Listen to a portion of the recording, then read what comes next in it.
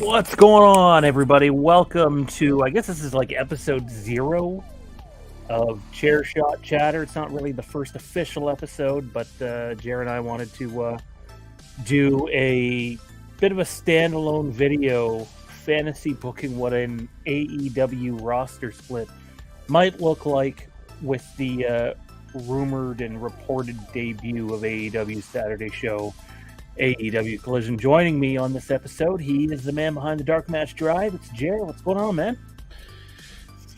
Just got finished watching tonight's Dynamite, and just excited to kick off Chair Shot Chatter. Yeah, I mean, next week we'll have our first official episode where I can actually have my normal setup. I have no idea how my audio quality sounds. It's probably a lot worse than normal. But yeah, no, I'm excited to get into this. I do want to warn people ahead of time. Jared's list looks way better than mine. His is organized and champions, and I just kind of went in there and did what I thought might work out, which was more of a headache than I thought it was going to be. It was a challenge. And we'll probably come back to this because I know I was talking to Kieran in the last couple of days and Johnny, and I think they're both going to have their takes on a roster split in a future episode. So, and I mean, as things become more clear, we'll have a better idea of what's going on too. It sounds like the roster split is it hasn't happened yet, so it's a rumor, but at the same time, it sounds like it's definitely going to happen. It sounds like this is the plan moving forward, at least for now. And there's just so many questions. We're sitting here getting ready to do this fantasy, booking of this roster split. And we don't know if champions are going to be fighting on both shows, or, at first it was supposed to be a soft roster split. And now everybody's saying that's not really the case. It's more of a hard roster split. And will there be 2 AEW champions? Will one be the AEW World Heavyweight Champion? Will the other be the AEW champion? I have no idea what's going to happen. What are your thoughts on that, man? Because that greatly impacts programming moving forward. Yeah, I mean, Impact has been great lately. No, wait. It's weird because, so they've got the roster to do it with. I mean, we went through the roster and there is enough guys to split it and still have your main eventers, your mid-carders, your women's division, your tag division. They have the roster to do it. I think Collision is a good thing. I mean, an interesting question would be, would they still want to do this split even without all the brawl out stuff that happened and all that? Because that's kind of what people thought Ring of Honor was going to be. They thought Ring of Honor was going to take a decent chunk of the AEW roster and just ship it off to Ring of Honor, which they did with, Eddie Kingston, Samoa Joe, and a couple guys, but not nearly. I mean, we're still seeing Claudio and Wheeler Yuta on AEW, and so it's not. It's more of a soft thing, and they aren't exactly exclusive Ring of Honor guys. So I'm wondering if they might kind of do the same thing, because it seems like they'd almost be depriving themselves and the fans if they do a full hard just roster split. Because let's say you buy tickets to Collision and you want to see, let's say, Darby Allin, and he's not on that roster. That sucks, right? I mean, that being said, there is the advantage of, if you know a roster going into a show, you know who to expect. I mean, okay, we're going to see Chris Jericho. We're going to see Adam Cole. So, I mean, there's that expectation, which is also good. But I think it's tough. But I mean, we'll wait and see. I really hope they don't do split up the world title, because I think it would devalue the original title. Because what WWE did originally for the first year of the brand's, the first 6 months of their brand split, was Brock would work both shows, and he would kind of go back and forth. And then there was the whole contract issue with in storyline with Brock ending up on SmackDown, and they turned it into an angle, and then Raw needed a champion. So, I mean, if they go that route where, hey, MJF could still be a free agent just based on the shows, and you've got, Collision and Dynamite fighting over MJF, that could be cool. But I'm worried about devaluing the title if they split it off. I mean, you'll see in my roster, I kind of went with champions based on the channel. I think I did. So, yeah. I liked when the champion in WWE was fighting on both shows. Like, for me, that makes sense. One would think that most of the time, I would assume AEW is going to be in, if not the same city, somewhere fairly close when they go from a Saturday show to a Wednesday show or vice versa. So like, it should, like, travel shouldn't take too much of a toll, I wouldn't think. But at the same time, like, so I don't want them, like, I don't want to see second championship. I think I totally agree with you. It devalues the title. But at the same time, if it ends up being a hard roster split where the champions can't switch shows, then I think the other show needs a world championship. I don't think you can have a show without, a world championship involved, especially for long term. Especially with what they're doing with the TNT title lately. I mean, it's been kind of devalued considerably. Who has it this week? Yeah, right. Who was the last guy to have it for any decent amount of time? Was it Sammy, maybe? And I mean, the Darby Joe thing was fine because you had Darby, get his ass kicked and then come back and win the title. So that kind of worked. But I mean, you're not going to get sympathy on a guy like Wardlow. So it didn't have the same, It just sort of bouncing everywhere. Yeah. And like, I guess one of the things that worries me though is, like, we all know how belt happy Tony Khan can be. So it's like, please, let's be careful here with adding too much more in terms of the championship belt department. And yet at the same time, and some people might not like me saying this, I don't really want to see, like, the Ring of Honor heavyweight championship being, the Collision world champion sort of thing. I don't think that works, and then there's the whole topic of what is a Ring of Honor about to become. Yeah, I mean, Ring of Honor is doing okay. They started doing the tapings around the Dynamite and Rampage stuff, which made sense the week of the pay-per-view because you didn't want to tape TV and then, they taped enough TV for like 4 weeks and then they had to do a live or like a taping 2 days before the pay-per-view, which is fine because you got all the guys for the pay-per-view at the show in the city and they could do Shibata and stuff like that. But Ring of Honor really needs an identity. And I think they're lacking it just because Claudio feels like a B+ player in AEW, which is not a knock on him. It's just the way he's booked.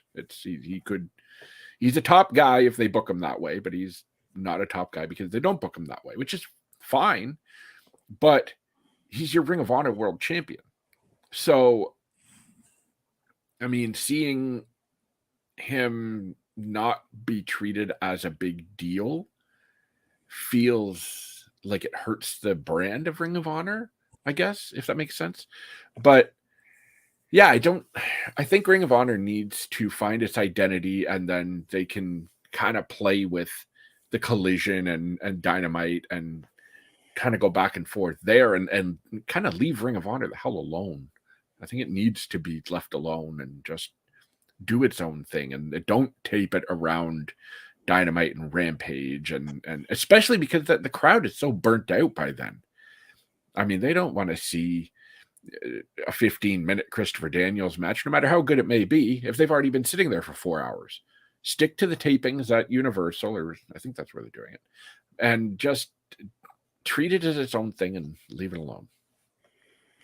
Yeah, I mean, for those that don't know, Sean Ross Sapp from Fightful today mention, he was actually talking about Ring of Honor quite extensively and how what's about to happen is going to affect it. And, the short story is Warner Brothers Discovery had no interest in putting Ring of Honor on any of their TV. But that did not mean they weren't interested in Ring of Honor in another way, which ended up, I think if you go and listen to the live stream they did today, I think you catch him like backtracking, almost as if he knew he said too much in the moment and then kind of walked off of it. But basically, he implied that there's a really big deal in place for AEW with Warner Brothers Discovery.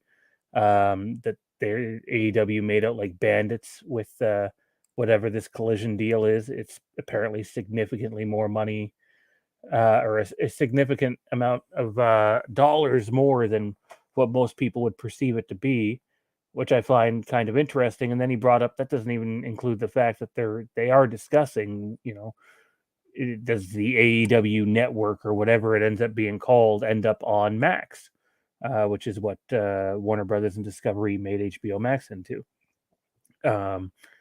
Makes a lot of sense to me. I just, from the way it sounded, is they were looking at Ring of Honor as trying to be like the NXT, if you will, and they referenced back to a Tony Khan clip of him doing post media. I don't know if it was at Ring of Honor or AEW, but he was talking about the two different types of NXT and said how they were both useful. But how would you feel about Ring of Honor just strictly being a development show moving forward? I think that would probably be okay. I'm on the fence about it because Ring of Honor has such a legacy of being this workhorse promotion where the guys go and they can just have, kick-ass matches and they weren't restrained and they could get themselves over and they just had just memorable in-ring matches for years and years. And I think if you treat it as a developmental, it could take away from that because guys are going to be restrained in AEW. Just, time constraints and just the business. And I think Ring of Honor, in a sense, could be used as a developmental as long as it's not obvious. As long as they don't make it obvious where they're sending, oh, hey, okay, for example, so OVW was WWE's developmental back in the mid 2000s, I believe, like 2000. 2000 to like 2010 or something. They cut the deal off. But so what they would do is WWE guys would get hurt and they would injure themselves and then they would get sent to OVW when they were healthy enough to get back into ring shape. So you'd see guys like Mark Henry and Big Show working shows. And I think if you do that to Ring of Honor, it takes away from what the charm of Ring of Honor is. And that being said, you need guys who are draws if you plan on selling pay-per-views with this roster. You need guys like Claudio or, Vikingo, who is suddenly, a superstar. Guys like Eddie Kingston. And so I think you can treat it as a soft developmental where guys, Andretti, for example, would be perfect because you can stick him there for 8 months and he feels like he fits in. And it's not like, oh, here's this AEW guy coming in to, no, he can find an identity in Ring of Honor and that would benefit everyone because then once he's done there, he comes up to, the main roster and he's seasoned. He's better than when he left. So I think if they do it with certain guys, they can get away with it. But I don't want to see, Jake Hager showing up, rehabbing an injury, and because that just brings everything down. We don't want to see Jake Hager in Ring of Honor.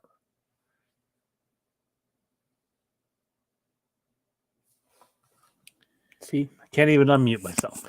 Yeah, one of the things that was talked about a lot today on what Fightful did was guys like Claudio, Eddie Kingston, Wheeler Yuta, pardon me. How like if you do go with a hard roster split, you need those guys on your AEW roster to help fill out the roster, and it's like it's weird, I don't know why Ring of Honor couldn't necessarily have become the Saturday show, but I guess WBD wanted to invest in the AEW brand. I don't know what's going to come of it, man. But I know Sean Ross Sapp was basically joking in terms of like he was serious, but he was joking around with, they make whatever off of Honor Club, and then that's how he got into the well, look, that's literally pennies to what they're getting for this Collision show that's going to be announced. So, money ends up being the ultimate key thing. And I mean, I heard someone say last week, you're not going to catch Raw or SmackDown or Triple H or whoever go to the network and say, yeah, we'll take one less hour of TV. It's not really how it works. And if there's a place, I wish they would with Raw. but they're not just going to give away that money, right? So it's going to be curious to see what happens. But I think the best thing for Ring of Honor, AEW as a whole, would be to get some sort of streaming platform going with or just have all the stuff on Max, if you will, and that it's accessible, and Ring of Honor still holds value because everybody, like, one of the big things, if not the biggest thing that was talked about when Tony purchased it, was the library. Like that's a ton of content that you can put up on your streaming service. Yeah, exactly. And I mean, Ring of Honor has 20 years worth of content that they don't all put up on Honor Club. There are so when Honor Club was introduced a few years ago, okay, so a bit of history as to the content issue with Ring of Honor. Sinclair Broadcasting purchased the company in 2011, and they moved forward with, they would have TV, but it was on all these syndicated channels, like WBU Buffalo, and it was on at like 1 p.m. on Sundays, or it was on at 8 p.m. Saturday in Toledo, and just it was everywhere, and it was not, there was no consistency to the product. And so when they started Honor Club, what they did was they took all of the footage from when the purchase took place and put all of that content on Honor Club. There's still the first 9 years of the company that were not available on the streaming service for years. It was just, you'd have to go find DVDs of it on eBay. And these are like their glory years, Bryan Danielson, Kenta, Low-Ki, Samoa Joe, CM Punk. This stuff was not available on Honor Club. So they would, after years and years of people saying, we want this stuff, we're paying for Ring of Honor's streaming service, we want, the classic stuff. So they would slowly start to roll out the classic stuff, but not all of it, not nearly enough of it. They would roll out their compilation DVDs that they would put out that had some matches. And so when Tony Khan bought the company, people were like, yes, we're actually going to eventually get a streaming service that will have all of the content, because that's the stuff Tony grew up watching. I was on message boards with him. We were talking about all this content. And it's, so they rolled out this, this new Honor Club, and it's the same Honor Club as before. It's not the full shows from 2002 to 2010. You get some of the stuff, but it's not all available immediately. I don't know if there's plans to get it all out there on Honor Club, but it's still lacking. And I'm kind of surprised that they would roll out Honor Club as a lackluster historical footage service. I know they needed Honor Club for the TV now, obviously, because they didn't get the TV deal. But Ring of Honor's or Honor Club still feels like a vehicle for future Ring of Honor rather than celebrating the past. And maybe this AEW streaming service could probably combine with Honor Club, and we could actually get just a one-stop shop for Tony Khan promotions, basically, and have everything there, from All In to today, from the era of Honor begins to today. But they did mention they think, now I don't know how this affects pay-per-view or anything like this, but Fightful had mentioned that they think the all-in, all-out week, that like 7 days, it's going to be crazy. Something is definitely going to have to do with Max. So honestly, I can't wait for them to just do a straight streaming service where you pay a monthly fee and you just get everything. And that includes live pay-per-views. Because I just dropped $50 on that Ring of Honor pay-per-view 3 weeks ago. And in 2023, you don't need to, there's too much wrestling content out there to have to drop $50 on a 3-hour pay-per-view. The UFC's business model is entirely different, and that's fine. That's them. They do their thing. WWE changed the business of pay-per-view with the WWE Network. You're getting WrestleMania for, at the time, $10. You can't justify paying a ridiculous amount for single show pay-per-views anymore. And I think AEW needs to focus in on that. I'd love to see a system where, like, because I don't think they're necessarily in position where they can just give away their pay-per-views for $10 a month like WWE was doing. Okay, maybe that's extreme, but what if no, but I've heard a bunch of people say that. It's not like it's just you that suggested that. And I'm not knocking it at all. I just wonder if maybe the alternative might be something like, if you have Max, then you get the pay-per-view at like a pretty sizable discount.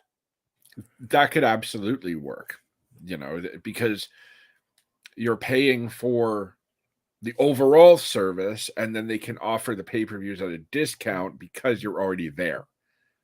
You know what I mean? And if they want to offer the pay-per-views outside of that, I mean, WWE still, I think, does Sportsnet pay-per-view up here for like $65 a pop or something like that, I think. So, I mean, the market's still there. It's a dead horse, but yeah. We'll have to see how that plays out, but they definitely need something. It sounds like they're going to get something. I'm just really curious what the, pardon the pun, what the all-in number is going to be from WBD to All Elite Wrestling. When you look at Dynamite getting renewed, Collision now being a new show, I'm not sure what will end up happening with Rampage, but you also have all the previous AEW content. You have all the Ring of Honor content. You have AEW All Access now too. It's like that's a ton of content.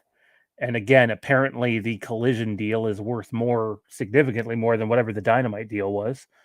So it's like, well, if you have to renew the Dynamite, like, what's the overall number here? I think it's going to be worth a lot more money than a lot of people speculated for a long time. So I just wonder what the term will be. Money's great, but is it that great if it's only a 2-year term or a 3-year term, or can they get themselves locked in like real long term? I don't even know what the Raw and SmackDown deals were. Do you off the top of your head? Are they super long term deals or no? They are coming up, I believe, in 2024, October, I want to say. So probably like 5 summer years. to October is when the deals are getting renewed for those two. Apparently, Fox is not happy with what they're getting for SmackDown right now, or at least what they're paying and what they're getting in return, because SmackDown averages around 2 to 2.3 million a week, which is kind of fantastic for a Friday night show. But I mean, they're paying I think $205 million a year for that. But I mean, that's Fox. So yeah, that'll be interesting in about a year and a bit when TV talks come around, because that was another reason why Vince claimed he returned, because he wanted to be around for the TV deals. So, and with Endeavor now owning a majority of the company, how does that factor into them coming to the table? And so now there's all these new moving parts with TV contracts, and the nature of TV being what it is in 2023. You don't know if WWE is going to lose money on their next contract. It's possible. And I mean, they're speaking of contracts, they're apparently trying to trim the fat and save $50 million on their money right now. And apparently budget cuts are coming. So are they preparing for, losing that money on contract deals for TV? I don't know. Could be. We'll have to wait and see. Let's dive into this AEW Saturday Night Collision show, which is supposed to be announced next month at Max, or what is it, WBD upfronts. But Saturday night, 8 p.m. Man, that's a hard time slot. So I would hope that people aren't overly critical when they're like the rating could come in. It could be lower than Dynamite. Might always be lower than Dynamite. But I think as long as it's closer to Dynamite than Rampage, it's probably a big win for them on a Saturday night. I just don't know where their audience is going to be on Saturday night. I'm thrilled for Saturday Night Wrestling. Like, for me, it's a personal thing, but like, my oldest son, big wrestling fan, and the only time we get to watch it together is if there happens to be a pay-per-view on the Saturday he's down. Usually happens about once a year. And now, like, every Saturday that he comes down, there will be AEW wrestling, and I'm stoked about that, at least. Oh yeah, because like Saturdays in general is a wrestling day historically for TV. And is it a bit of a tough sell? Yeah, absolutely. I mean, people, go out on weekends and that's their time away from, appointment television. That being said, I think that it's a positive. And so I think you're on point about the ratings, because if they don't do Rampage numbers, which is averaging around 450 right now, I think maybe a little below that. I mean, that being said, Battle of the Belts was up considerably earlier this month, so that's a good sign. But I think if they hover closer to Dynamite, I mean, I do not expect them to hit 800, 900. But if they're closer to like 6 or 7, then they're probably going to be thrilled with that. Because if you can get 700,000 people to watch it's 2 hours, right? 2 hours Saturday night. Yeah, 8 to 10. Okay, yeah. So if you can get that rating for that time slot, that's fantastic. That's perfect, because people are staying home to watch your product when they've Wednesday nights. Yeah, okay, people aren't going out partying Wednesday nights, and so if they can get that rating, even a good rating for Saturday night, then it's a plus.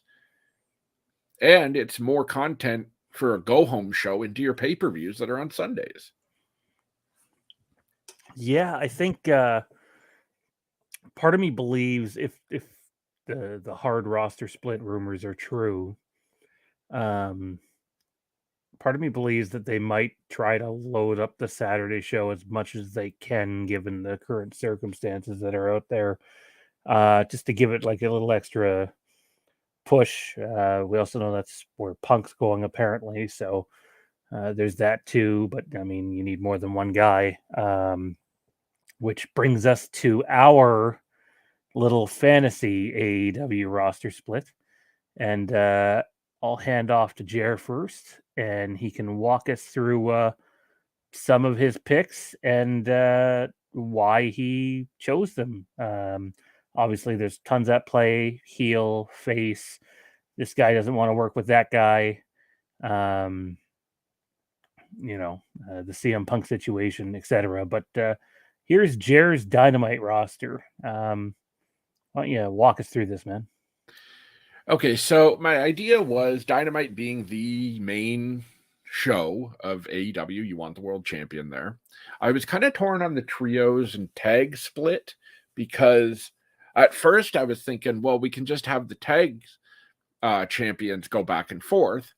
But then I figured, well, if they want to really build a trios division, which they're kind of doing it, but not, they haven't really dedicated enough to it where you're like, hey, I want to see the Jericho Appreciation Society challenge for the titles. And I mean like the Cool Hand Ange and Matt and Jake Hager. Like, so they're kind of struggling. And I think having a trios division separate for one show would kind of help that, kind of build that division. I think Dynamite's on TBS now, so makes sense to have Jade Cargill on the show. I wanted to do the I accidentally put Alex Reynolds on Dynamite. I believe I put him back on Collision, but that's okay. So I wanted to have some main event guys like Adam Cole, Bryan Danielson, Eddie Kingston, John Moxley, Jungle Boy, and kind of have some names where people can tune in and be like, hey, we can see the Young Bucks versus, Claudio and Moxley, for example. So you've got your main event set. The trios titles, I kind of went through the tag teams and realized they can kind of play around with that where, the Lucha Bros can team with Pac, or Private Party can team with Matt Hardy, or Top Flight can team with AR Fox. So it's a tag team division, but it's flexible enough to where it can very easily be a trios division. So that was kind of my thinking with how I picked the tag teams for Dynamite, because I wanted them to be flexible to where the trios championship had something to work with. I personally really like the Factory guys, so I kind of stuck them on Dynamite because I would probably want them to do something. I mean, I know they kind of dropped the angle, kind of didn't. They're kind of in purgatory at the moment, but I was always a fan of them. The women's division, when I first did Dynamite, I realized I pretty much did the Outcasts and the Japanese women. And I was like, well, okay, let's look at this roster. I mean, Paige Van Zant doesn't exist anymore. Thunder Rosa essentially doesn't exist on TV. So there's two off the top right there. So I figured the Outcasts and the Sakura, Hikaru Shida, Riho could kind of do something there. And I put Serena Deeb in there because I wanted Serena Deeb to be able to work with people like Red Velvet, Penelope Ford, people who Serena could carry to a really good match and they can learn under her. So that was my thinking there. The tag teams are what they are. I mean, it's more based on where they would fit in the trios division more than anything. That was kind of my thinking, because the Bucks with Kenny and so on. So yeah, a good mix of main event guys, women who can work with each other and make the division better. And I threw Scorpio Sky in there, even though he's, kind of just in the ether at the moment. So yeah, that's my Dynamite at the moment. I like Scorpio as an in-ring performer. I love him. He's hoping fantastic. he gets some more time. I already see one mistake that I made. I don't know why I mixed up the TBS championship and the TNT championship, and Jade Cargill for me is on Collision, which is not likely to happen considering Collision. All signs point towards it being on TNT. So yeah, let's go and check out Jared's Dynamite or Collision. You can walk us through that. All right. So for Collision, my thinking was, well, we need a title, like a top champion. I guess that would now be Wardlow, which, hey, I put on the same show. Cool. So the TNT champion would obviously be the Collision champion. Jamie Hayter, I stuck on this show because obviously the TBS champion being on the other show. I decided to go with FTR on this show and keep the tag titles on this show because this can kind of be the tag division show as to where the other show is the trios division show.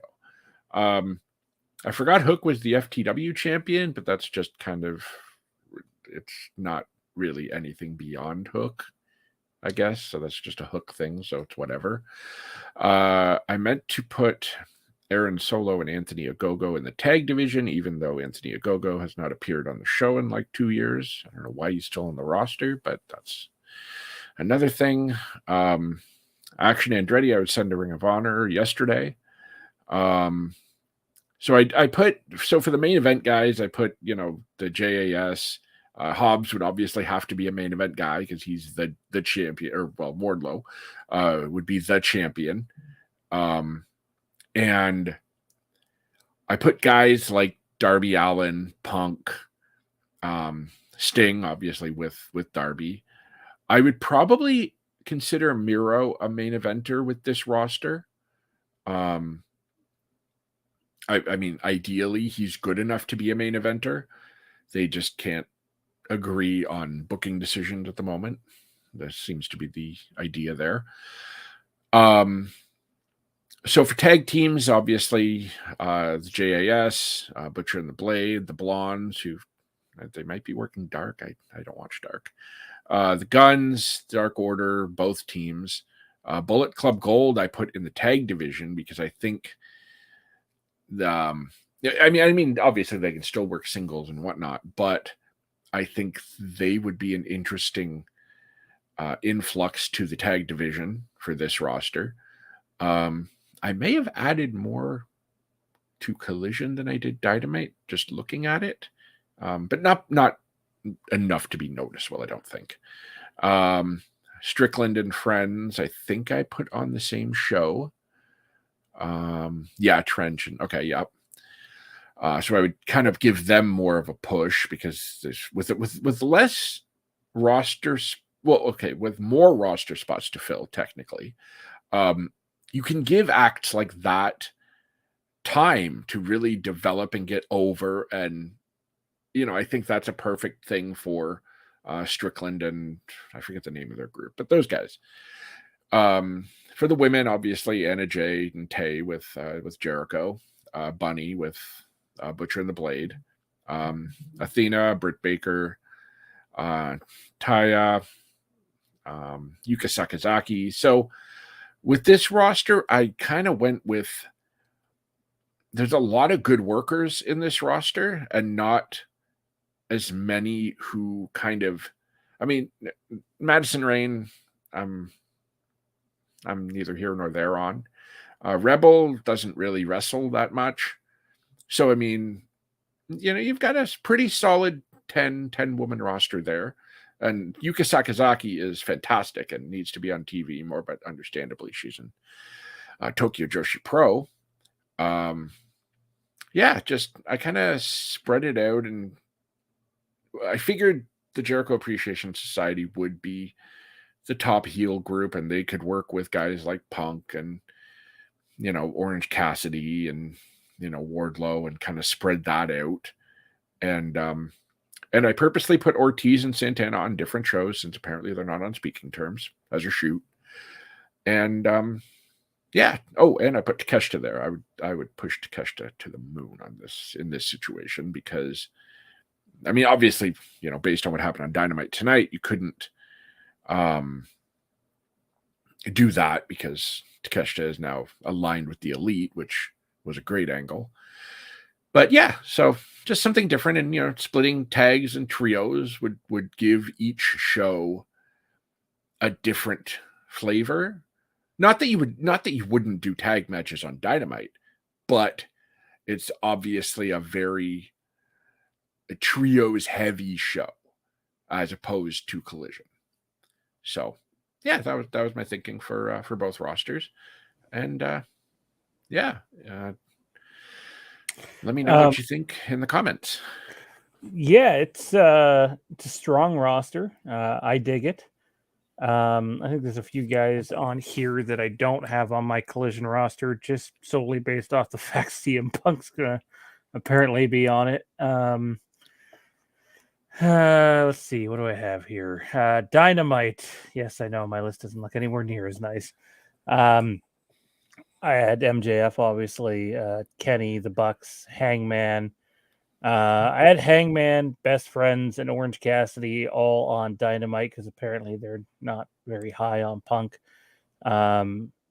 Blackpool got Combat Club remains except for Danielson. I moved him off. I figure there's like 7 weeks before this thing starts, so time to break someone away, anyways. And then in terms of the women's roster, I basically completely butchered mine. So, I mean, yeah. I mean, I definitely have to redo the women's roster at some point. But did I put Statlander on mine? I don't think I did. I didn't see her. Okay, that's weird because I went through the roster. I must have skipped her. That's weird. I just assumed she'd stick with the Best Friend somewhere. So yeah, I would have done that. Yeah. Did you have Roosh? Yes. Yeah. I had Roosh on Collision. So I had Kyle O'Reilly. I don't know if he's intended to be back at some point. I hope he is. I kind of like him. Yeah, I hope so. I have Andrade on here. Who is it that he got into the issue with? Andrade, or is that how you say it? So last I heard, he said something about his contracts coming up soon, but I also heard that they could extend it due to time off due to injury, because I know I think he had surgery for something, just something minor, but yeah, he's been, that's been almost 9 months now since, because they got in the fight like 2 weeks after All Out. So, and he's been gone ever since. So yeah, we'll have to see what happens on that front. I look at this and I question if I don't have enough top end talent on Dynamite or not here. I also selfishly put when we go over to I know it says Collision, but it's Dynamite. When we go, Jay White could be a main eventer if given the opportunity. So, given the rumors, I'd put Punk and the JAS on this show. I think FTR is going wherever Punk goes, just for his own sake. Yep. But I also had House of Black here because I know he gets along with at least 2 of the 3 of those guys, but it's like something's got to give because there's no way. Like if the titles are going to a specific show, not that people from other shows can't necessarily challenge them. I just can't see them being like, okay, here's the tag titles and here's the 6-man titles all on the same show. Like that's a lot of tag team wrestling. Yeah. You have to split that out. Because of that, realistically, House of Black probably ends up on Dynamite is my guess. I don't know if there's anything else that I screwed up on Jade Cargill. I had Starks, Hobbs, Wardlow all over here. Samoa Joe, Adam Cole, Darby Allin, Lance Archer, who I wouldn't mind them utilizing a little more as like a big guy.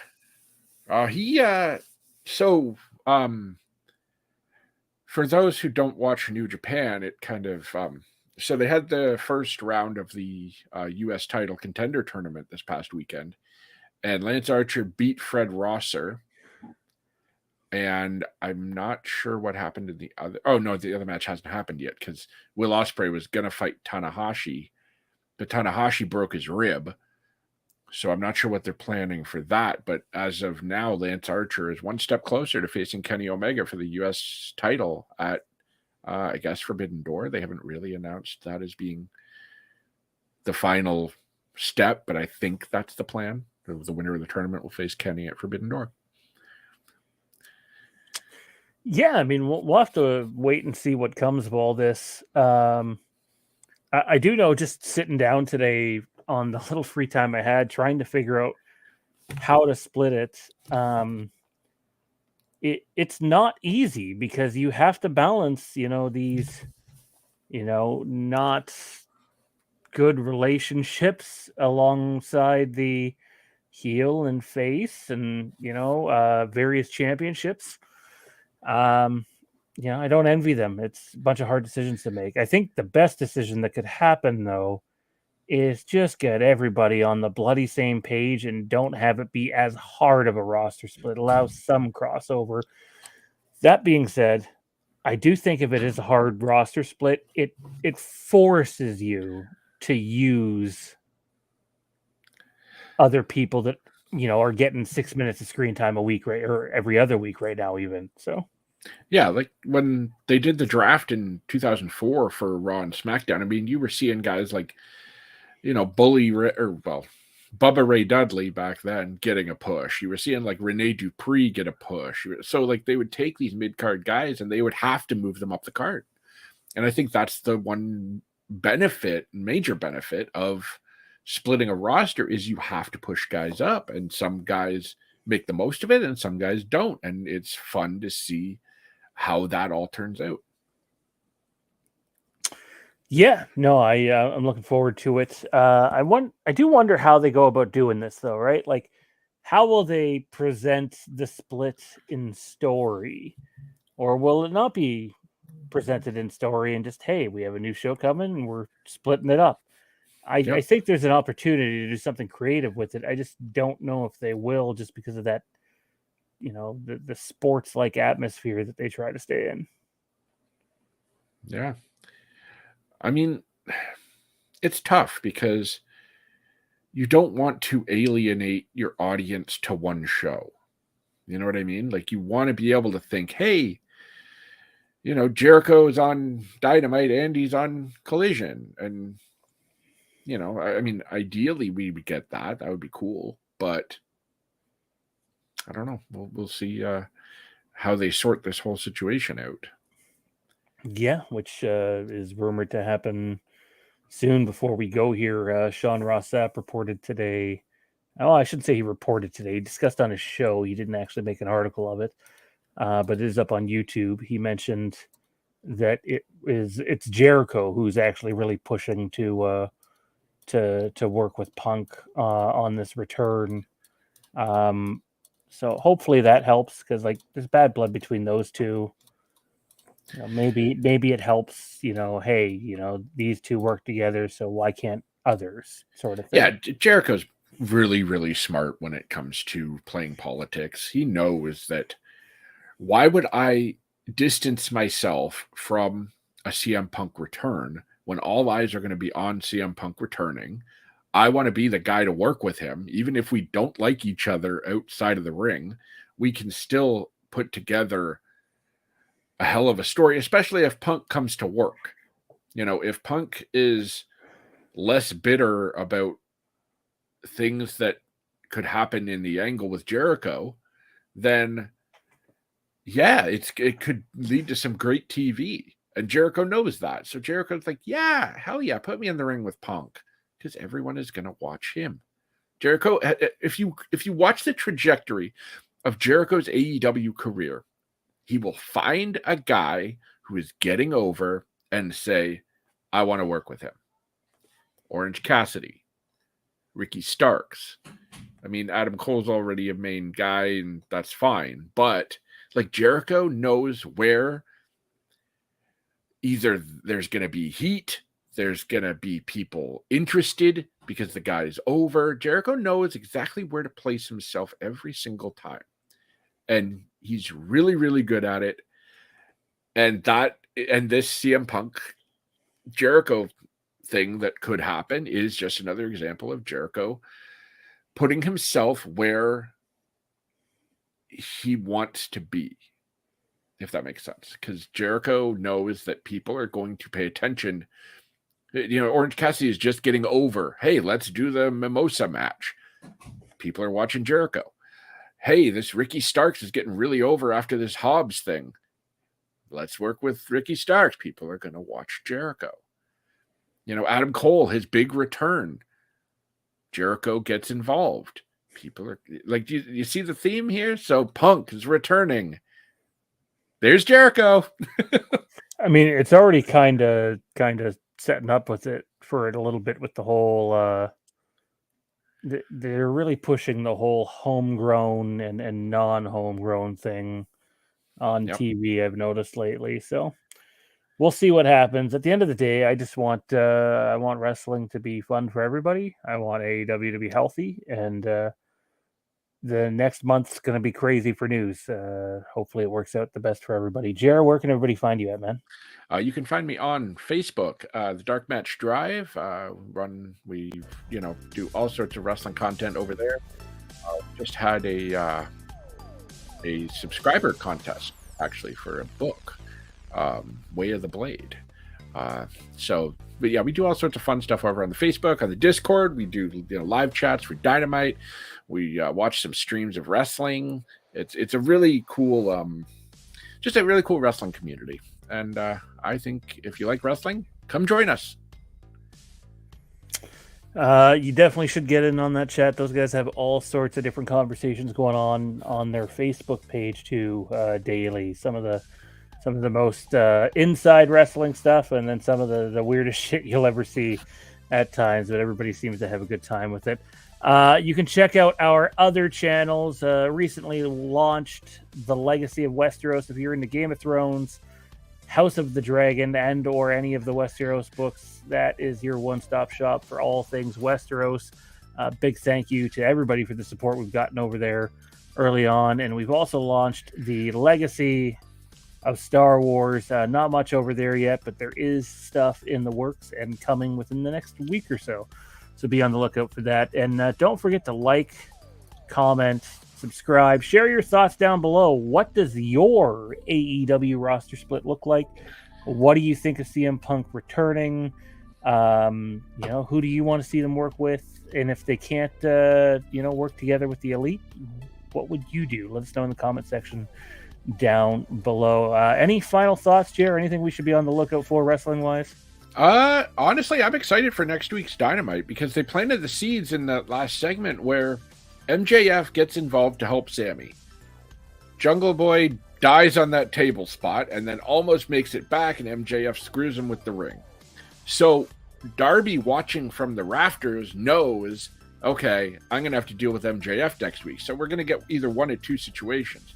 Either MJF tries to help Sammy and it backfires and we get Darby winning, or MJF succeeds again and we end up with Sammy winning. And then where do we go from there? So lots of good TV upcoming for AEW. I'm excited. I still hope they find a way to make that a 4-way match at the pay-per-view. I know you and I were discussing that before. I think that's your best chance to put on, the best match between those guys. And I agree. The most intrigue, because I don't know if, let's be honest here. Does anybody think any of those three in a one-on-one match are beating MJF, let alone in a fatal 4-way match? I don't think so, but I mean, you could conceivably make me believe Darby would win in a 4-way. I mean, they can build that story, but I mean, if Sammy wins, because I mean, I like Sammy and he's very talented, but nobody wants to see Sammy beat MJF. Sammy wouldn't be the guy to beat MJF. Jungle Boy could be, Darby could be, but we'll see what happens. Indeed. This was episode 0 of the Chair Shot Chatter show here on the Fandom Empire YouTube channel. Head on over to Twitter. Follow us at CSC Wrestling. It would be appreciated. Things are just getting started here I know in future episodes we're expecting Johnny and Kieran to pop in when the time comes. In the meantime, enjoy the rest of your week for wrestling. You still have, I guess, Ring of Honor, Rampage, SmackDown, and God knows what else between now and the next time we go on. And Rampage is Saturday night this week, so it is. Set your DVRs. It is. They should just kill Rampage when this new show comes and put Ring of Honor in that spot. Man, speaking of hard roster splits, I mean, if Rampage is ever live, MJF is not in the building ever. Maybe he's got heat with Rampage. Got to keep them separate. Anyways, that's going to be all for us, folks. Have a great night. Take it easy.